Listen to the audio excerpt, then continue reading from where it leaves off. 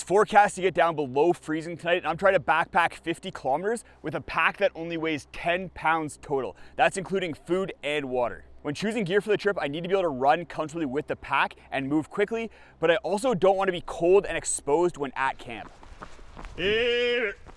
Some other hurdles, in addition to the weather and the distance, involve things like the fact that I am bringing a minimal amount of gear. I don't have any cook system on this trip, so I'll share with you what I'm doing for food once we get to camp.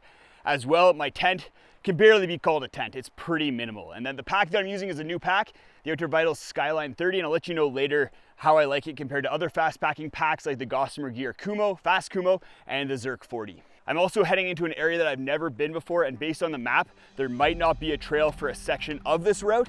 So I may be doing some bushwhacking and things might get interesting. And I would be lying if I didn't say that bears are on my mind. I'm out here solo, and the fact that that couple was killed just a little while ago in Banff National Park is definitely on my mind. So I'm gonna be hyper aware. I have my bear spray easily accessible, and I'm gonna be calling out a lot.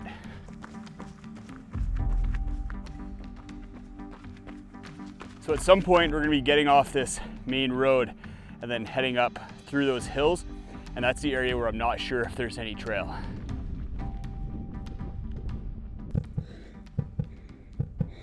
Hit the turnoff from the main trail here. It's looking pretty good down this side trail, but I'm not sure if this is the trail that we're gonna be following the entire way, or once we cross the river in a little bit here, the trail disappears on the other side. So we're gonna know pretty shortly whether we're gonna be bushwhacking for a good portion of the day or whether we're gonna have a nice trail. Hey, Bert. I was able to keep almost a 6 kilometer an hour pace, and that's kind of what I need to maintain, or even a little bit faster if I'm gonna make it to camp before dark.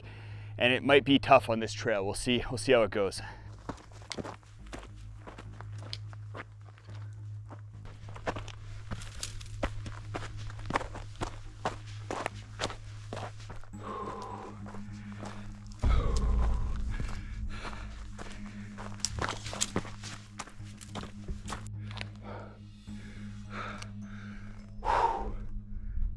I've made it up onto this ridge here, but it's been slow going uphill the entire way, lots of rocks and roots, so I haven't been able to run.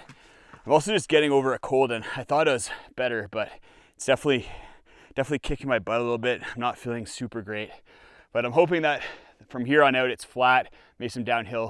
Hopefully I can run a little bit, get my pace up, because I'm not on pace for what I want in order to accomplish the goal for today. So we're gonna have to be making some decisions soon on what the rest of the day looks like.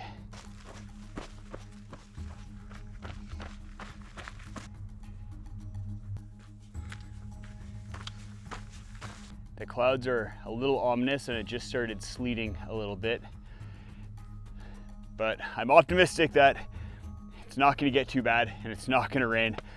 As long as it doesn't rain. Please don't rain.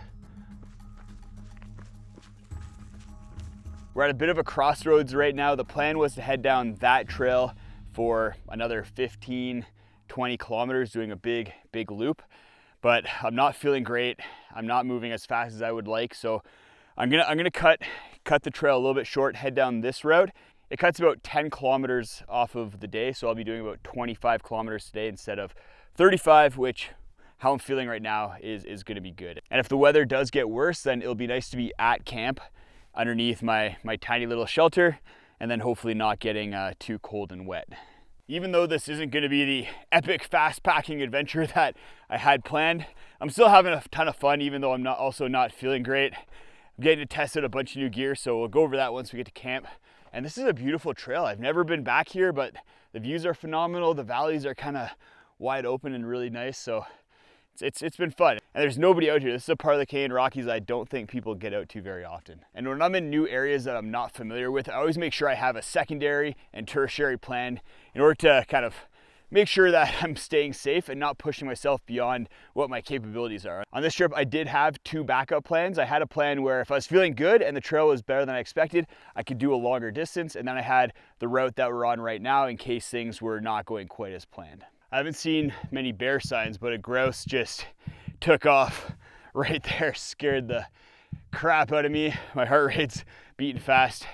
I know there are bears in this area. I've seen reports of both grizzly bears and black bears, but nothing so far. But I'm gonna continue calling out and being on my toes, that's for sure. Hey, bear.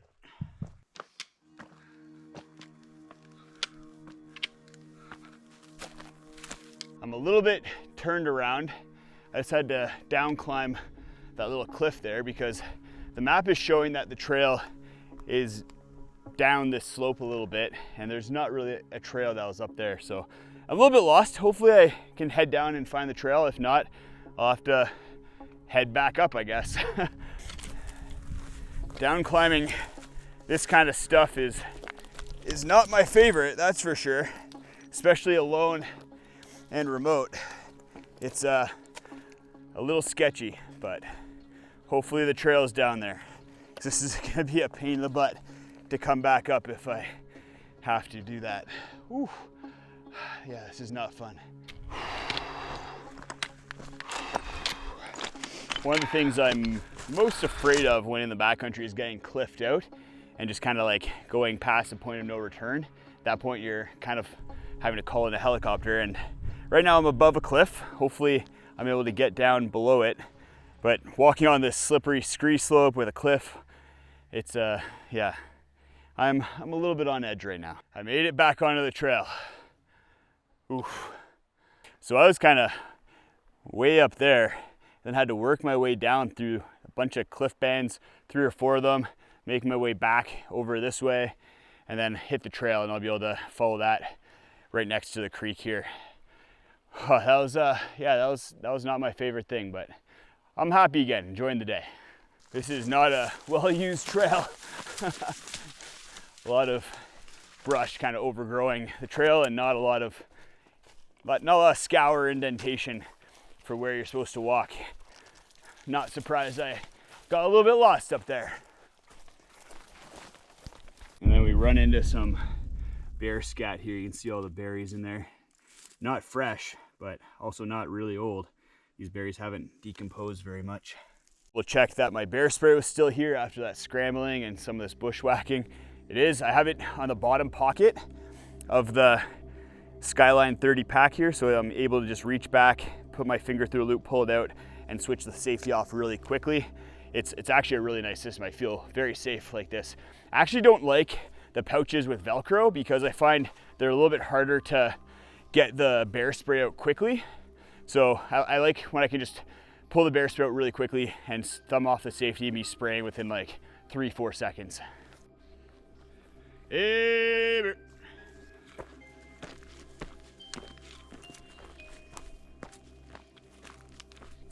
I'm lucky I've been checking my bear spray. It at some point just fell out of my pack, so I have to backtrack. I know I've been checking pretty frequently, so let's beeline back. Okay, not as bad as I thought. It's literally like 20 feet behind me. I have to put that back and keep checking often. People do not come back here very often. There is no defined trail through this little section here, so I'm just gonna have to try and follow whatever I can and then hope I can meet back up with it once it gets a little bit more defined. Hey, bear. So we had fairly fresh scat back there, and this looks like a little dig from a bear, and it looks like there's a little bit more up here. This isn't fresh, but that one back there was fresh. I'm on edge again. I've been following this creek for a while because I'm pretty sure the trail's up there, but I do know that at some point, you grouse, another one just went. I do know at some point the trail does cross this creek, so if I keep following it, as long as it doesn't turn into a rager, I will hit a trail. This is someday. So I made it to the trail by following the creek. This is the trail that I would have been on if I had done the full loop and not taken that little shortcut, which I don't even know if it was a shortcut at this point, but I think we should have pretty good trail from here until wherever I decide to camp. Feels good to be on a real trail again, even if it is in a forestry cut block. Whew, yeah, I was definitely a little on edge for the last couple hours, but hopefully I can just enjoy the rest of the day until we get to camp, and then we can go through some of the gear that I brought with me and what I'm gonna be eating tonight. I think I found the spot where I'm gonna camp tonight, just in this little clearing right here. Nice views over there, but it's still protected with trees pretty much most of the way around it. So with the shelter that I have, I do need good wind protection, and I'll have that here. So I'm gonna get camp set up and then we'll take you on a little tour.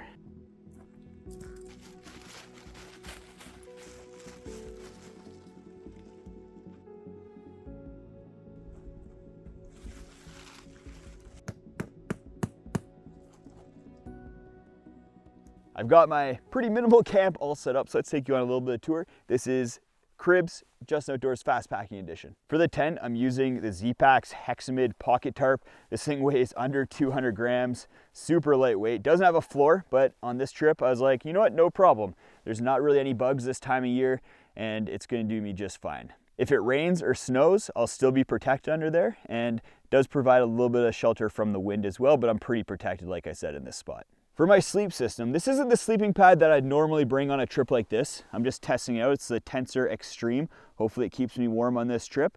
Normally I'd bring something like the Zoom UL or the X-Lite, maybe even the Thermarest Ultralight, but that one's not super durable. For my pillow, I'm using the 52-gram Dream Sleeper with my custom pad attachment system. And then my quilt is the Enlightened Equipment Enigma with 950 power-filled down and 7 denier shell fabric. All this stuff is pretty lightweight and fit into the 30-liter Skyline, no problem. Because I'm in bear country, I have to bring an earth sack, go hang my food, so bears aren't coming in and snooping around.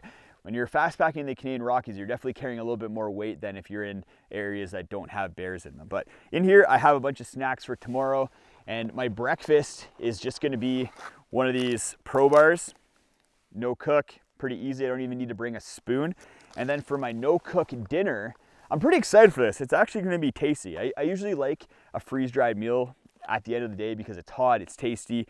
But for this trip, I just have in my little Rusby bag here, just kind of like a little charcuterie. I have some Triscuits, little Triscuits here, and then some Parmesan cheese that's dehydrated, and then some Korean barbecue jerky. So should be pretty good, pretty excited for it. It's not as good probably as like a peak refuel meal or something like that, but it'll get the job done. Like I said, it's supposed to be sub-freezing, so that's why I have this down jacket. This is just one that I'm testing from Amazon, nothing special here, but I also have a toque, a buff, as well as some synthetic booties in order to keep my feet warm, and then some fleece pants. So hopefully with all that, and then the Enlightened Equipment quilt, which is rated to 20 degrees Fahrenheit, minus 6 degrees Celsius, hopefully I can stay warm. If the wind picks up, that's where things might get problematic because it'll just go right underneath the tent and just suck the heat right out of my sleep system. I'm gonna enjoy the views, and then I'll let you guys know tomorrow morning how my night was and what I have in store for the rest of the day. Good morning. We got a beautiful sunrise over there. It didn't snow or rain last night, but it got really cold, much colder than I expected. So I'm gonna get all packed up, get moving so I can warm up, and then I'll let you know how all the gear that I brought with me performed and whether I regret going as minimal and lightweight as I did, or whether I wish I'd brought some warmer gear with me.